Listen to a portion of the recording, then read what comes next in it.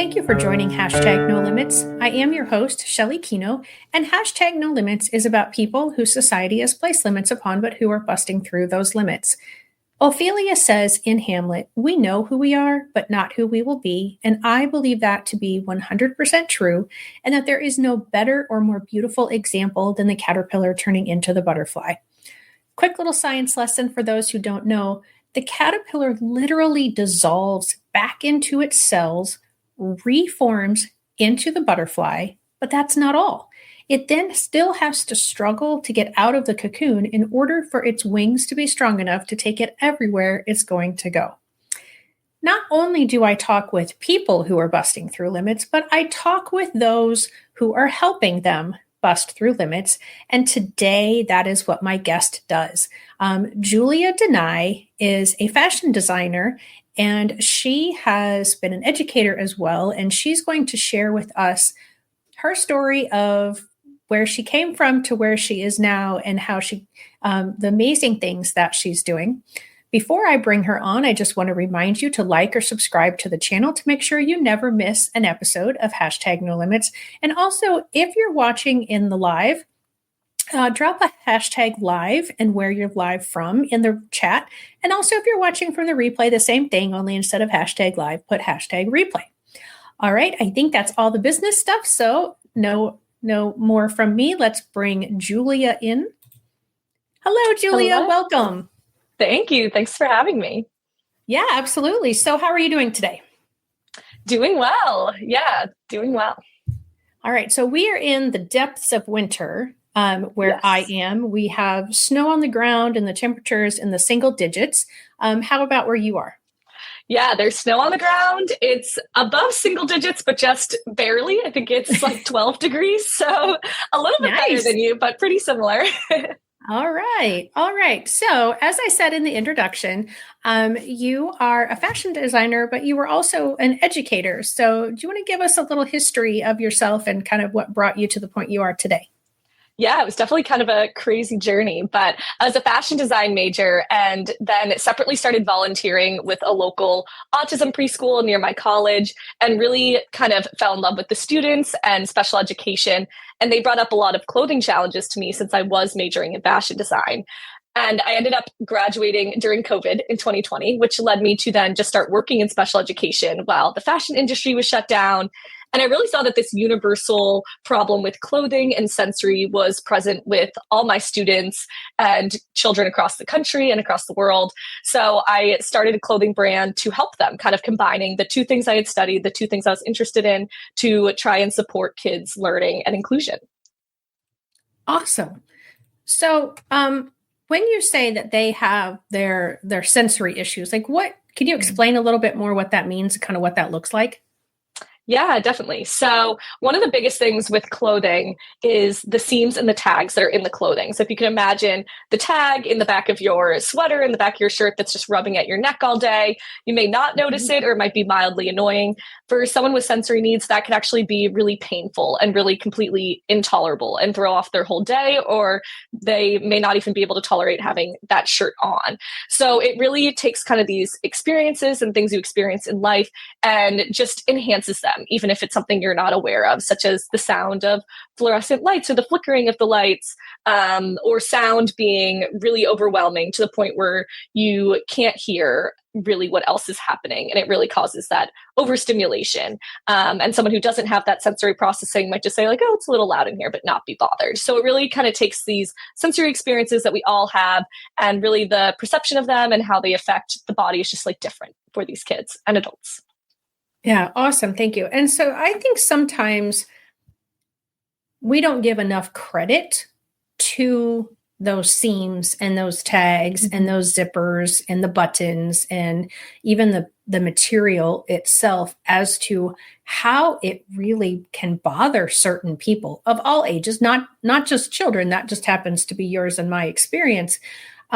But I so often will hear people when they present their data to me of, this child and their unwanted behaviors, how it just came out of nowhere.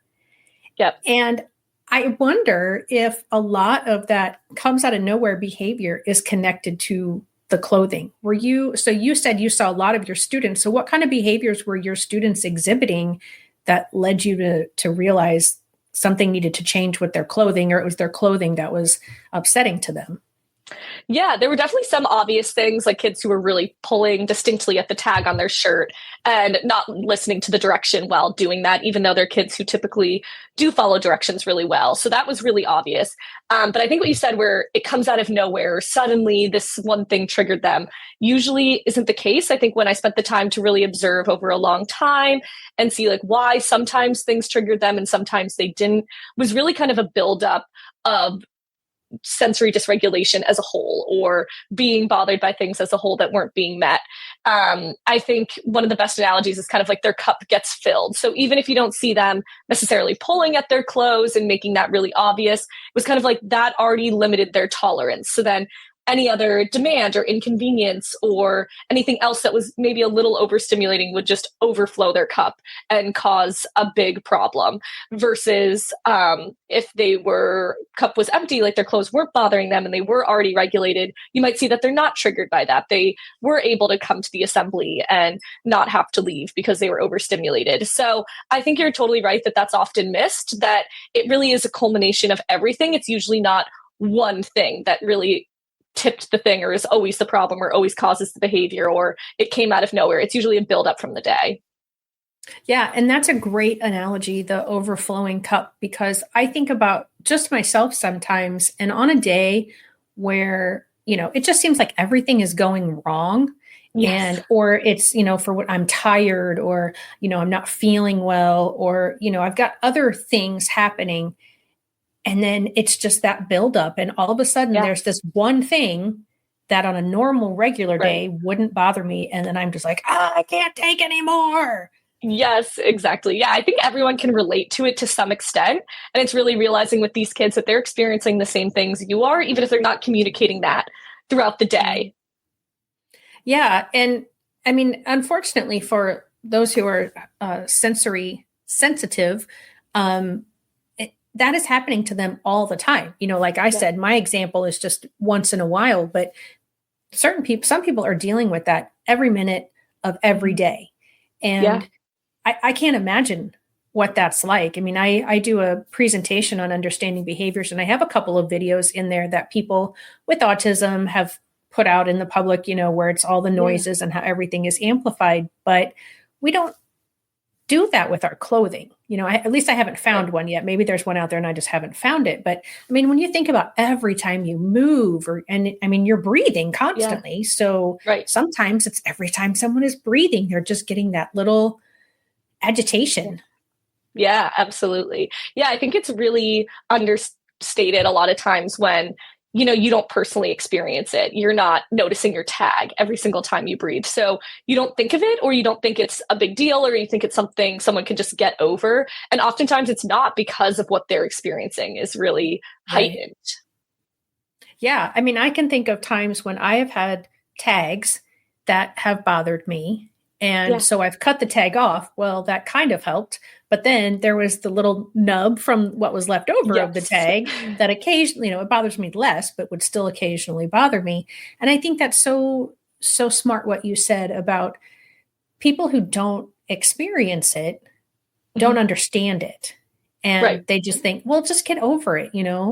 We all have issues that bother us. Well, as you said, there are populations of people that they cannot, their brain does not function in a way that just allows them to block it out. Yeah, exactly. Yeah. And I think when it's so heightened, it's almost harder to block it out. Like if you think about anytime you've scratched or gotten a paper cut, like if you were getting a paper cut every single time you moved, like that'd be really hard to carry on with your workday. So if they're feeling a level of pain where it feels like they're being cut from the tag, you wouldn't expect them to get over it if you saw that it actually was cutting them. But that is kind of their perception of the sensory experience. Yeah. And this is one of those things, like just specifically talking about the tags, that this is good for everybody. Oh, yeah. I mean, there's so much of my own clothing now that it's, the information that would have been on a tag is now whatever imprinted or stitched or whatever into the clothing itself. so I don't have to deal with tags. And there's so many things that when we adjust it for one population, it goes to a broader population and is helpful as well. Oh, absolutely. I think that's the biggest kind of collective mission of all adaptive founded brands and adaptive clothing right now in general, is just letting everyone know that it really is for everyone and will benefit everyone ultimately. For example, we use magnetic closures on our jackets and hoodies so that people can independently dress and undress themselves, even if they struggle with those fine motor skills. But that can just be a really fun, easy way to get clothes on and off, even if you can do zippers. Like, it really can be for everyone. You don't have to struggle with certain things to benefit from it. And even to the extreme degree of the really adaptive features, such as our hoodie that helps block sound and it has an eye mask that pulls down for a sensory break. It's great for taking naps on a plane because it has a built-in eye mask. So really all these innovations that benefit people who really struggle and they really need these innovations really are for everyone and have a place in everyone's life to make it better. Yeah, and I think I love that because I mean I'm thinking of like it's been around for a while, but like what do you call them? Tearaway pants. Yes. You know, people weren't actually tearing them. You know, they were Right. either Velcroed or magnetized or something. You know, so I mean, again, that's something that's been around for quite some time. Something you had told me when we talked before the show was there was something that was kind of an accident in a pocket. And then you're like, oh, we're going to take that out. And then you were like, oh, wait, no, the research is showing we should keep it in and add it elsewhere in the pants. Yeah. So our pants actually, we added a bunch of pockets in it so that kids could carry around kind of all those favorite fidgets, comfort items, kids who collect rocks and love having them in their pockets. Wanted to make sure there was plenty of that space.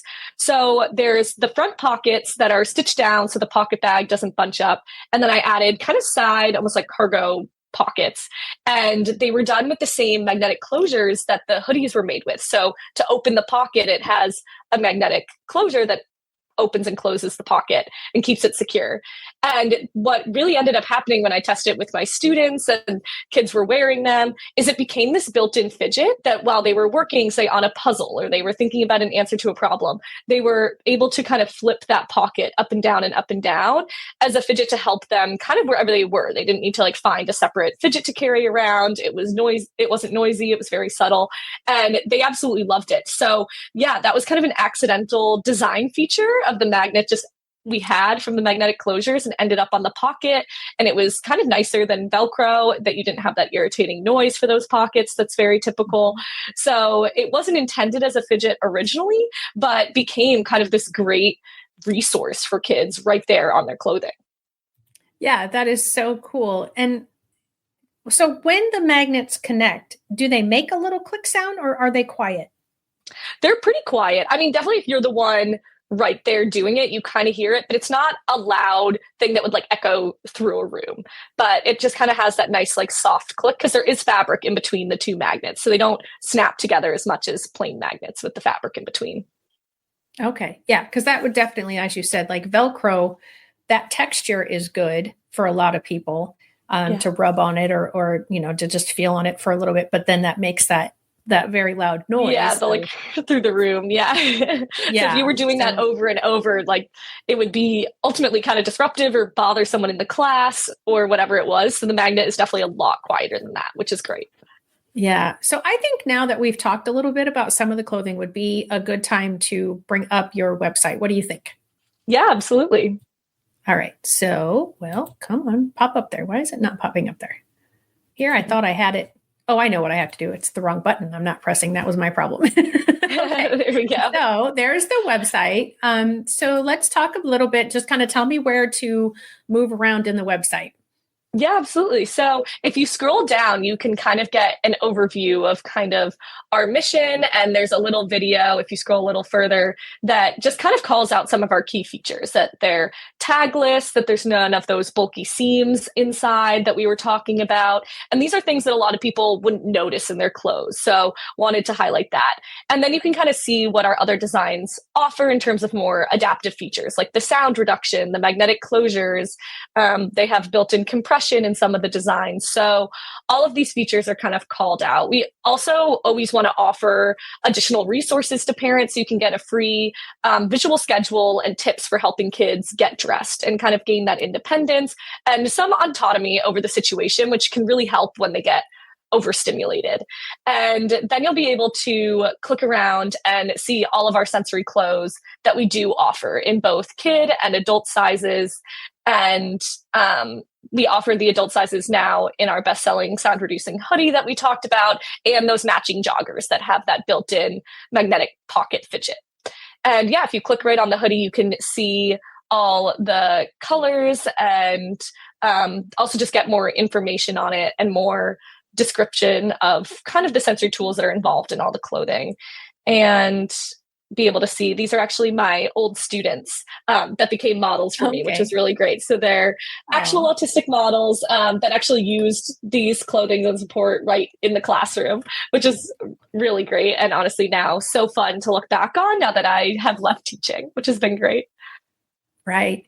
And I love this. Occupational therapists are the ones who deal oftentimes in school settings with the kids who have the sensory dysregulation.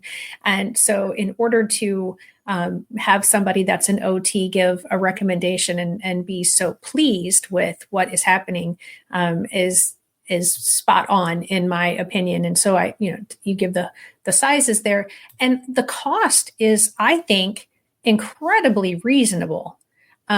Because it is, a different kind of material and you've got all the extra features in there. I don't feel that $55 is out of the question. Cause I mean, like the pockets, the thumb holes. What do you mean by thumb holes? Yeah, so at the bottom of the sleeves of the hoodies, there are actually little slits that you can stick your thumb right through. And it provides that kind of great like compression feeling kind of on your hands. And originally we didn't have them. And honestly, a lot of the feedback from customers was that they really wanted thumb holes and they love it in their hoodies. And it just makes them feel more safe and secure. And I think just it's fun. People like them. So we added them back in for this version so that they kind of had that extra little feature. Got it. And that's kind of what I thought you meant, but I didn't want to assume. And so one of the questions that I have when I'm looking at this, and it goes to the next, update that you've got, is the eye mask part. So in school settings, so many schools don't want students wearing their hoods in school. Yep. And so how do you help parents that this hoodie is going to benefit their child in the school setting be able to utilize it in the school setting? Yeah, absolutely. It's definitely a common concern and a common question. And I think the biggest thing that people don't always realize is that it's a piece of clothing, but it really is a sensory tool. So it can be added into an IEP, into a 504 plan as a sensory support that allows them to use it in school, even if it's technically a no hood school or they have certain policies. That can be something that can be individualized so that they know they have access to that support and that sensory tool. Because it really would be no different than wearing sound blocking headphones or using a separate fidget. So it really falls into that same category and can easily be added into those documents. Awesome. That's the perfect answer. And I was hoping that was what you were going to say, because that's what I do as an education consultant, is help families get those kinds of resources built into the child's IEP or the 504. So, talk about this compression shirt, like why it's important and what yours specifically does. Yeah, I think overall, for people who don't know, compression is a really great tool for calming and regulation and focus, which is really great in schools. How this is typically done is with a separate vest that you would put on top of your clothing and then adjust. And what I realized as a teacher that was really hard is that we had one of these compression vests for 3 autism classrooms that were all around each other at the end of the hall, but still we had one for 3 classrooms. And what was really hard is each classroom has 8 to 9 kids. and people need it kind of right when they need it. When you realize that a child really needs to put it on, it's usually already at a tipping point where it's going to be really hard to wrestle a child into the vest by the time you find an extra set of hands for someone to run to the other classroom, see if another kid's not using it, find it, bring it back, and put it on them. So I really wanted to create something that was a lot more convenient for both the teachers and the child so that they actually get the support they need. And so what this shirt does, and if you click one more photo, you can kind of see the side of it. On either side, it opens just like a vest. So it's Velcro on either side. So it becomes completely open. And then you can adjust each side to the tightness level that the child needs in the moment. So if you leave it just barely connected, it'll be loose. So they don't have to have compression all day. But then when they need it, a teacher or a parent or a therapist can just lift up the top layer a bit and tighten both sides. And they instantly can kind of get that calming compression feeling without kind of that hassle of finding the vest, putting it on, remember to bringing it with you, all of that. And one of the best things as kids get older is that it is a lot more subtle as well. So I had a lot of customers say as their kids got older and a lot of therapists that the compression really helps, but because of peer comments as they got older, they didn't want to wear it in school. And so I wanted to be able to use fashion to kind of give them that confidence to be able to get the tools and support they need while still feeling included with their peers and not having extra attention drawn to them that they don't want drawn to them. Yeah, that is absolutely amazing. So is it one piece or can they wear any shirt they want to wear over the top of it? Or do you have shirts that go with it specifically? Yeah, so they're actually attached at the neckline. So it's just one shirt you have to put on and it's the 2 layers. So it has the compression layer and then a looser basic t-shirt on top of it. Okay. That's what I thought I was seeing, but then because the designs were a little different, I just wanted to make sure that. There's 2 different versions. The first time we did it, our first production run, we did kind of fun color blocking combinations. And then I really wanted to offer that plain navy this time for school uniforms and just a more basic option. Oh, that's brilliant. Yes, because that navy color, it seems like no matter what school uniform I have seen anywhere in the country, navy seems to always be one of the colors that they are allowed to wear. Yeah, it's definitely the most common. I'd say the second most common is the light blue. So that's going to be the next one we add for the few people who aren't allowed navy. It's usually the light blue. So hopefully we'll cover all those school uniform bases. Yeah, that's incredible, Julia. And I mean, this is such a need. And it's been something that I've had a few different people on #NoLimits, talking about accessible clothing, not just for people that, they have a disability, but it's, like people that are going through medical problems, and being able to, like, I could see, even though it's a compression shirt, maybe your compression shirt being able to, like, if somebody has a port, that it would be easier to access that port instead of them completely having to disrobe every time or, there's so many things. And what you're making is stylish. It's not, like, oh yeah, this is really obviously, like you said, there's that stigma as they get older of like, I don't want to put this vest on. And so now they've got this option. It's underneath their shirt. They can just almost very easily do it themselves. I would think just kind of, tighten it themselves or loosen it themselves with the compression. And I don't know if anybody listening is thinking of this or has this concern, but I know when I had to provide compression vests or devices for my students, that was only like a certain amount of time. It wasn't just like, you couldn't just tighten that, for example, your vest, just tighten it and then not pay attention to it the rest of the day. So how do you help the families who buy these understand how that works? Yeah, I think our biggest thing is I always tell parents and anyone who asks, and it's on our website, is to always talk to your child's occupational therapist or their teacher, the occupational therapist at school or whatever therapy they're in that was recommending compression, to see what they recommend for your child. And also the biggest thing is to just look out for kind of their behavior surrounding it. If once they're calm and regulated and, roughly it's been, say, 20 or 30 minutes and it seems like they're doing okay, you can loosen it back up and give them a break from it.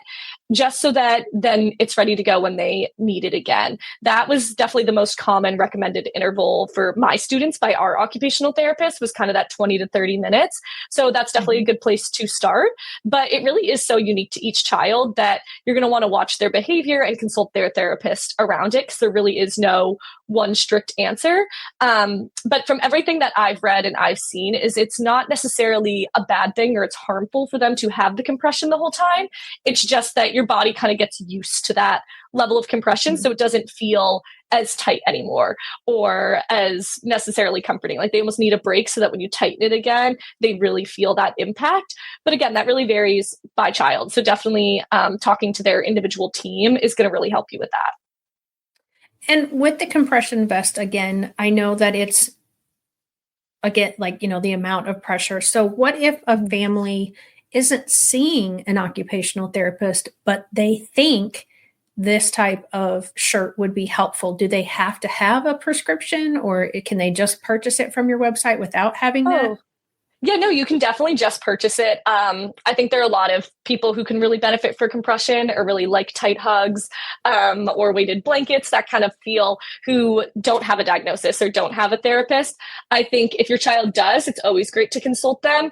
But really, it's something that isn't going to be harmful. It's not a medical device. There's really not risks, and your child and their behavior will really let you know if they really like it, if they're benefiting from it. If they don't like it, kids really, even if they can't verbally tell you, all kids are very opinionated and will let you know. So it'll be pretty obvious if they don't like it.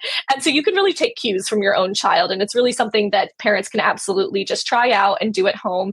And with all our clothing, like, it's really here to be a support. So if you are thinking about trying it, definitely give it a go. And if they don't like it, I always accept returns, because every child is unique and likes and dislikes different things. So I never want that to be a concern or a barrier for people who want to try these things out at home. Well, that's awesome to know that you accept returns. And do you accept, as I said, I don't feel that anything was unrealistically priced. However, a lot of families that have children that have the kinds of needs that require this clothing have a lot of expenses. And so, sometimes something like this, while it shouldn't be looked at as a extra, it might be considered as an extra.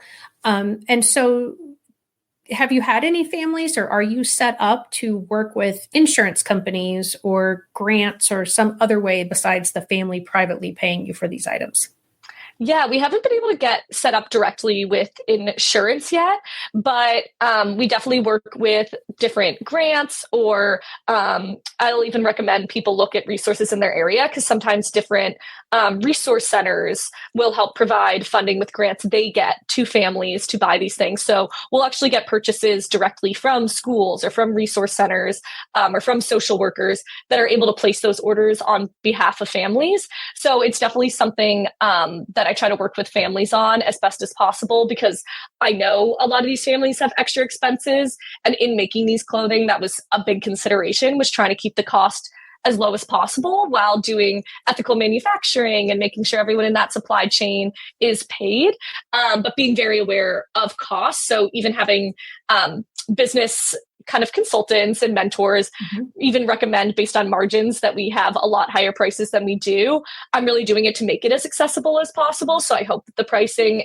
is as limited as a barrier as it can be, but definitely able to work with anyone individually too. My email's right on the screen. The chat box on our website is always there. My email's also on our website. So people can really reach out, and I'm always happy to work with them individually to find a solution for that. Awesome. Yeah. And I do just want to, for anyone who is just listening and not watching the video, it is julia.deney, but Deney is spelled DENEY at shop sensational you. But I'm going to spell sensational because it's not the way you typically think of sensational. It's SENSEATIONAL. So shopsensationalyou.com. I imagine if they typed in your first and last name, Julia Deney, that they would be able to find this website. I'm sure it would pop up fairly quickly. And so, yeah, be sure to reach out. And you mentioned that sometimes you sell to schools or to therapy offices. Do you offer like bulk discounts at all, or is it? Oh, absolutely. Yeah, definitely. We do bulk discounts. Especially, it's great for international orders. I'd say a lot of people want to do one shipment together to save on shipping, and these therapy centers and schools. I'm always happy to work with, honestly, individually to work on a bulk discount that really meets that center or school's needs. So definitely always reach out the same way, either right on our website or directly to my email. And yeah, I'm always happy to provide a therapy or bulk order discount. Yeah. And for some reason, let me see, I didn't have, so it's shopsensationalyou.com is the website, right? Yep. And for anyone listening, also sensoryclothes.com will bring you to the same website, which makes it easier for people listening to remember. Great. And then you're also on social media, and it, even when I tried it this way, it didn't show up very well. So you're on Instagram.com/sensational. So it's, think of the word sense, SENSE, ational, ATIONAL _you.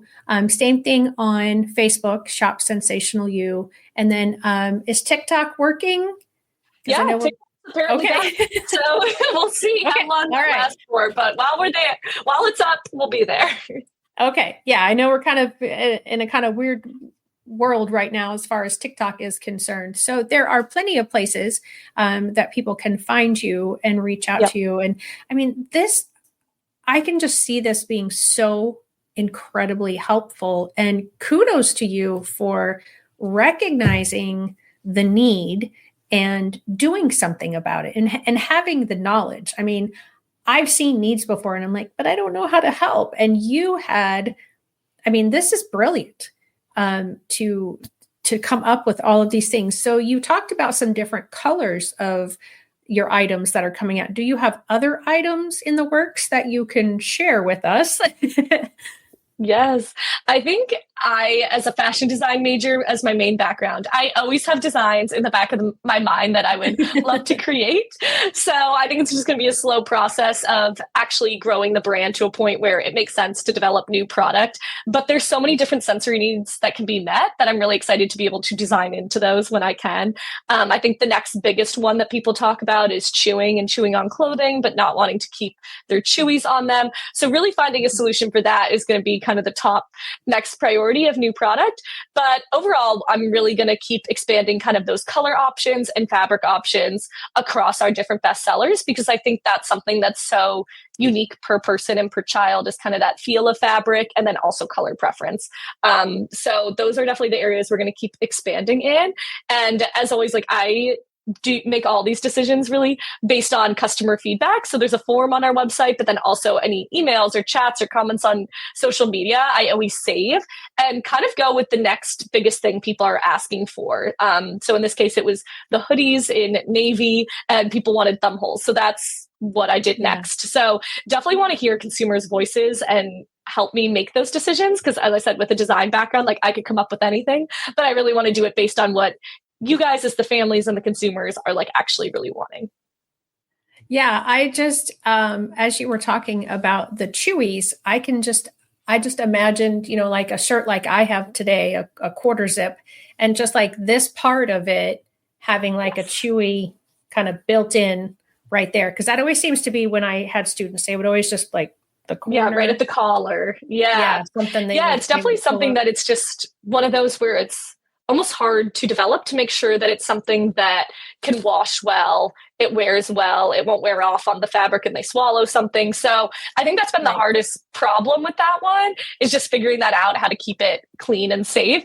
But it'll definitely come eventually, because I know it is kind of the top thing that people are concerned about. And chewing on the neckline stretches out the shirt. So if there's some way to fix that. So there's kind of so much in the chewing that we definitely want that to be our next product. And it'll just be a whole developmental process. But continuing to hear that from parents is going to be great, and kind of their experience with their kids and chewing on clothing and all that will be super helpful in that process.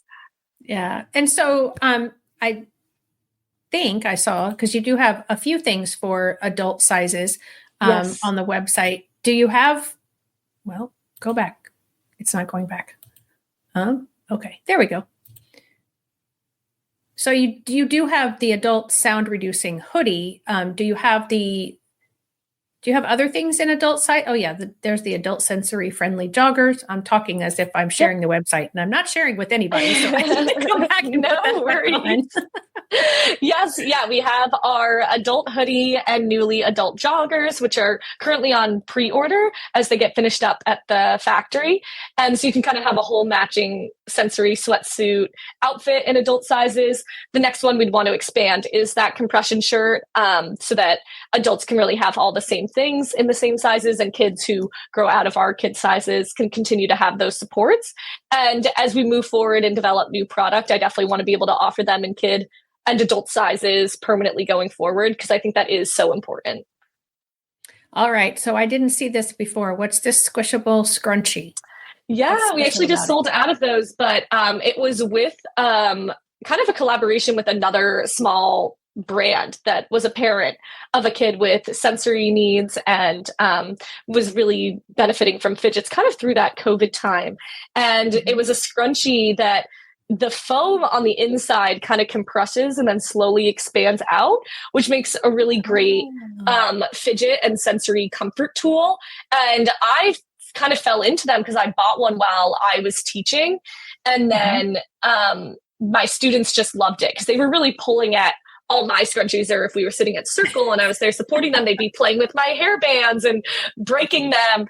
And I kind of discovered these as kind of the perfect solution. I'd keep on my wrist so they could play with something that actually wouldn't break and would actually satisfy what they were trying to do, and absolutely loved them. So decided to start offering a limited quantity on our website to see what people thought. And they ended up doing really well. So I'm definitely going to have to work with that company, see how they're doing, and restock as soon as we can. Yeah, and I saw that you have gift cards, and so if anybody is watching or listening, and you know of a family that could benefit from these items, or even if you don't, but you want to be helpful to a family or an individual, can they just purchase gift cards and just say, give these to, or help, use this to offset the cost for somebody else? Oh, absolutely. Yeah. If anyone wants to purchase a gift card and have that be donated back, I can send that gift card directly to resource centers we work with, nonprofits we work with getting families resources and supports. So that gift card will definitely not go to waste and is actually a really great way to help support those families and offset the cost, as you said. So yeah, absolutely. That would be incredibly helpful. And I'd love to do that.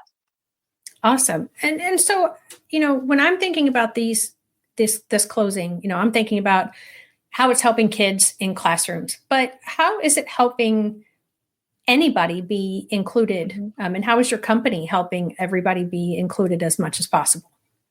Yeah, I think being sensory regulated is definitely one of the greatest ways to promote inclusion, because really what I've seen is families really struggle to leave the house or go to certain events because of the dysregulation that's caused.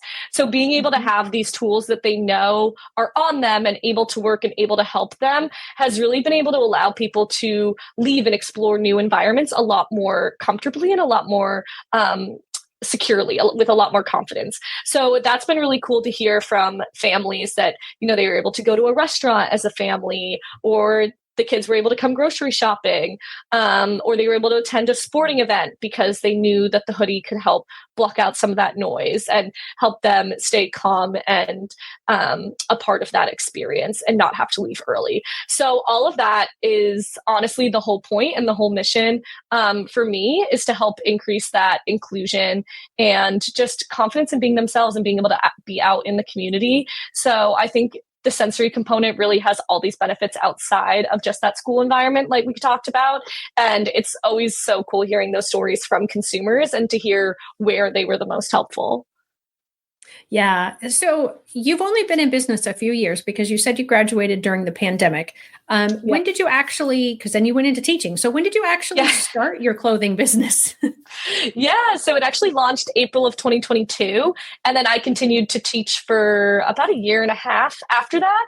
So it really wasn't until I left teaching that I really started growing the company and really focusing on it. Because as you know, when you're teaching, it's kind of impossible to do anything else. You can barely check your email throughout the day, let alone try to run a business. So it was kind of a slow start, but something I just wanted to put out there for anyone who found us and anyone that could use it. And now that I was able to leave teaching to really focus on it, really see that kind of expansion as a company. So still very new in that regard. Yeah. And I imagine, like, you know, if I'm still doing hashtag no limits in 5 years, which I hope I am, that, you know, you will be so incredibly busy that trying to get time with you to come back and give us an update, that you just won't even have time because you'll just be so swamped. But by that point, maybe you'll also have a myriad of employees helping run everything. Yes, And, that'd be amazing. Because this absolutely is such a needed part, a needed accommodation, I guess, it would be the right word, for so many people. And, you know, I think about, I mentioned earlier that, you know, whenever I do the understanding behaviors, or I call it shattering limits now, is I run those videos. And while I run those videos, and they're the very loud, overwhelming videos, I'm also, and I'm giving a secret away, so I don't know, maybe I shouldn't say this, but because this is kind of a trick that I do, is I go around and I teach while the people are watching this video. And not only are they watching the video, but they are not supposed to blink. So they're just supposed to stare. And it's like a 2.5 and 45-second video. So it's not a super long time to stare. And then when the video is over, then I ask them questions about what I taught them while they were watching that video and trying to manage their blinking. Oh. No one can answer my questions. So, okay, you say, oh yeah. So tell the audience why you went, well, oh yeah. Yeah, I think if you're so focused on something else, and people might experience this on a lower scale. If you're talking to someone on the phone while trying to clean your house and you get really focused on trying to find something that's lost, it's almost like your brain starts thinking about one thing, and they're probably watching that video actively saying or thinking in their head, like, don't blink, don't blink. Oh my gosh, this is so hard. How much time is left? That you can't process the other auditory information that's trying to be taught to you. I think our brains can get so fixated and overwhelmed with one thing that it's so hard to take in that other direction or other information and have it actually stick, even though they can physically hear it. It's almost the processing of it sticking in the brain that can't happen. Yeah, absolutely. And it's a little bit like, as I am getting older, I am finding myself doing this as I do travel a lot for my work, and I have, you know, different addresses that I have to find all the time. And if I'm jamming out to my music and all of a sudden I'm starting to have to, like, okay, you know, I'm getting close to the number, but, you know, or I'm getting close to a turn, I will turn the music down. Oh yeah. Because then my brain isn't having to focus and, you know, block that out while I'm looking. It's a distraction that's gone away. And so, yeah, it's very interesting, and it's very eye-opening to educators when I have done that. Like, again, you know, we don't realize sometimes as educators that our students are sitting there and they're battling, whether it's clothing, or like you mentioned before, the fluorescent lights making noise, or the air conditioner, or, you know, whatever it is. But especially if it's their clothing and they cannot get away from it, that's just always on their mind. And it's just always, like, you know, just right there, just sort of needling them and preventing them from being able to hear directions. Or I shouldn't say hear them. They can hear them, process the direction. Process and execute on it. And I think your example is so perfect. I think so many people have probably seen that meme, or I think that was going around, where everyone's like, I didn't get it as a kid, but now I do, when your parents are like turning down the music because they're like, I have to be able to see. And you're like, what does the music have to do with seeing? And I think it's so funny as a kid. You're like, Mom, what? But you don't realize how much attention driving takes, I think, as a kid. And you're like, well, music doesn't affect your eyesight. But it really is that your brain is just trying to process too many things. You need to turn off that auditory input so you can focus on what you're visually seeing. And I think that's such the perfect example, because I think anyone who drives can perfectly relate to that and see that that's maybe what their students are experiencing in the classroom, when you're like, I know you can hear me, but I told you to go line up at the door 5 times and they haven't moved. It's like, okay, so what else is going on in their brain? Yeah, absolutely. And it's so key that we understand the behaviors, to be able to Mhm. understand, because a lot of times I feel that we discipline because we think they're intentionally Yes. not following our direction, or Yep. intentionally not doing, what they know they're supposed to be doing. And it's not a discipline. It's if No. we would just take 2 seconds and maybe walk over and stand, right in front of the student, or, kneel down to be at eye level, or, or do, have some sort of a signal, even like, okay, Yeah. when I stand here, or if I put my hand on your desk, or I touch, whatever, that's the time to like do your best to focus everything else out and focus just on me and listen to Yeah. what I'm saying. And I feel like we do a disservice to our students often Mhm. because we don't realize all the extraneous things that can be going on for some of our students. Oh, And absolutely. Yeah, I think when things are kind of unfairly categorized or disciplined as behavior or a behavior issue, I think that causes so many problems because the behavior is not actually going to be solved because you're not actually addressing the issue. You're addressing kind of the result of the right. issue, which is not going to increase their learning. It's not going to increase any of the things you actually want it to. And I think that was the biggest thing that I saw kind of entering into the school system with kind of this background more in sensory than anything else, more than education, more than behavior, and entering into classrooms with teachers who do have a behavior background, do have an education background. And I was almost able to be that voice a little bit of like, I don't think he's not listening, or I don't think he's incapable of learning one step directions.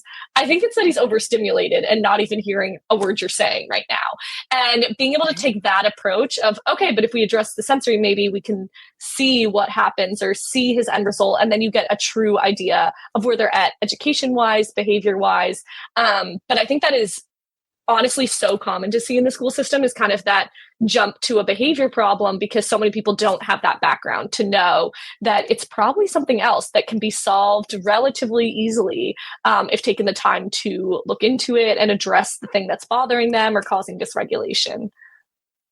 Yeah, I 100% agree with that. And so, thinking of that, and then thinking of your clothing, Mhm. have you had families who have, excuse me, purchased your items and then written back and said, "Oh my gosh, my child used to get in trouble, or my child, used to be talked to all the time, or they used to always do whatever, and now that they wear this item, whichever item it is, they don't do that as often." Yeah, those stories are so great because it's so validating to like what I saw in the classroom and why these were created. I've had customers write in that all the teachers in this girl's classroom wrote back to the mom the first day she wore our hoodie, I believe, to school, and asked what it was and where she got it to recommend to other parents because it was so helpful to her.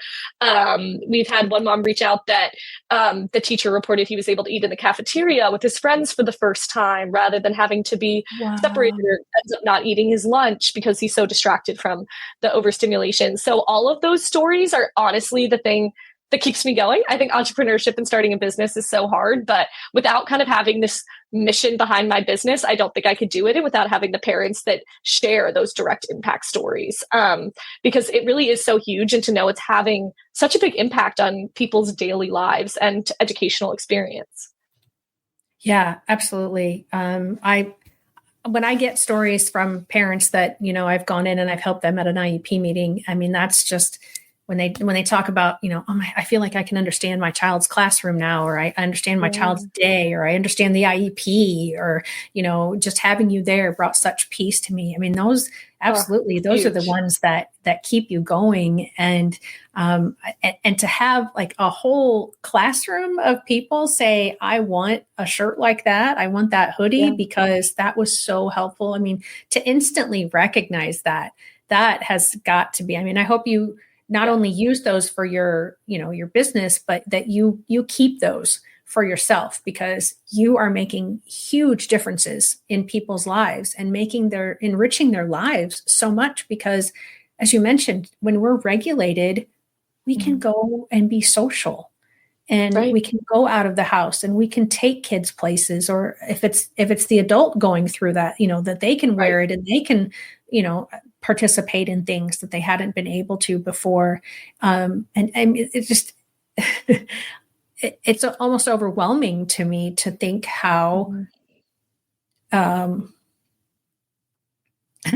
okay, to just the doors, the limits that are busted Yeah. because of being able to have access to things that people desperately want and they weren't able to handle before.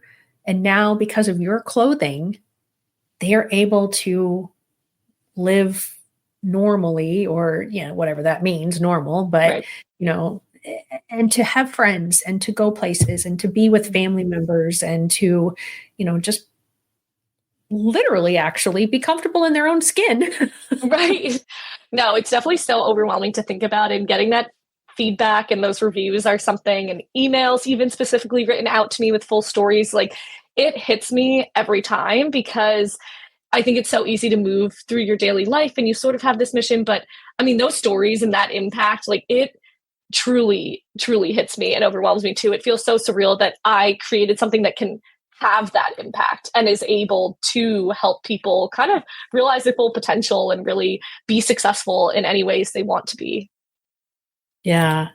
Well, Julia, I so appreciate everything that you're doing, and I appreciate you being my guest today. I just want to give you one last opportunity before we wrap up here, that I think we have covered a lot, but I want to make sure that, if there was something else that you wanted to say or offer or talk about, now is that opportunity to bring that up if we haven't already covered it. Yeah, honestly, we covered so much, which was so great. And I hope everyone feels like they kind of got any questions answered, or kind of were able to realize some new things about their kids kind of in this call. But just want to reemphasize that I'm always there to reach out to, even if it's just specific questions about your kids' behavior or sensory needs and what products of ours might be the most helpful. And if it's none of ours, like, I always love recommending other products. I know the space and other founders and other businesses so well that I'm always more than happy to help connect you with resources to help you and your kids really thrive and really help with their regulation. I'm always happy to help learn how to communicate that to teachers if you feel like they're not understanding your kid or categorizing it as behavior, or connect you to people such as you for education, like IEP consulting. So definitely, I just want to be a resource for families, even if it's beyond our clothing. And I just wanted to make that really clear to everyone. Awesome. Thank you so very much. I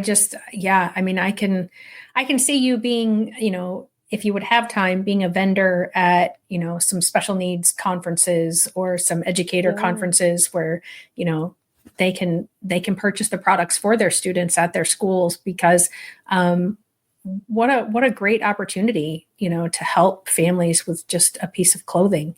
As I said, I don't think the prices are unreasonable. I mean, my quarter zips that I just bought with my business logo on them were $50. So, Right. I don't think $50 or even $70, because there's extra stuff added into the ones that you have out there. I think that's very typical for a lot of businesses to sell things at that price. And the t-shirts being, what were they, $30, I think, and or 35 something. Yeah, and then the compression is 37. Yep, exactly. Yeah. I mean, again, you got to think about the material that's in it, and the piece that it's going to give the child or the adult, and then everybody around that person as well.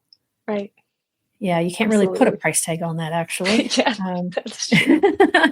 Well, guys, make sure that, again, that you reach out to Julia. It's julia.deney, Deney, at sensationalyou.com. And just look her up. If you're listening to this on the podcast and you're like, I can't write it down because I'm driving, well, just look up Julia Deney, spell it as closely as possible. And you also said, what was the other website? Yeah, it's sensoryclothes.com. So it brings you right to it'll link to the same website, but it just makes it so much easier for anyone listening to podcasts. That sensoryclothes.com is a little easier to remember. Yeah. And if you just type in Julia in sensory clothes, if you can't think of Deney or how to spell it, it's probably gonna pop up as well. I'll probably be there. Remember, if it's not you that needs it, but you want to help somebody else, buy those gift cards. And, absolutely. let them know that you're buying it just because you want to donate it. There are so many people that could use this, and they probably don't know that it's available yet. Because you're still a toddler in the business world. So. Yes, exactly. Still learning to crawl a little bit. Yeah, exactly. Well, thanks to everybody who is watching and who has watched in the replay. If you have any questions for Julia, please let me know, or just reach out to her through her website, or her email address is up on the screen. And we will see you next time. Remember, keep busting through those limits. Don't let anybody put a limit on your potential. Have a great week. Bye-bye. Hey, parents and teachers, are you tired of IEP meetings that feel like a battle? Let's put an end to the tension and create a collaborative, calm, and respectful environment together. Shelley Keno, your go-to IEP consultant, can transform your meetings into positive and productive experiences. With Shelley Keno, your child is her top priority, your voice is heard, and you become confident. Shelley Keno is making the world better for all, one IEP at a time. Visit www.shelleykeno.com for more information and set up your free 20-minute consultation today. That's shelleykeno.com, SHELLEYKENOW.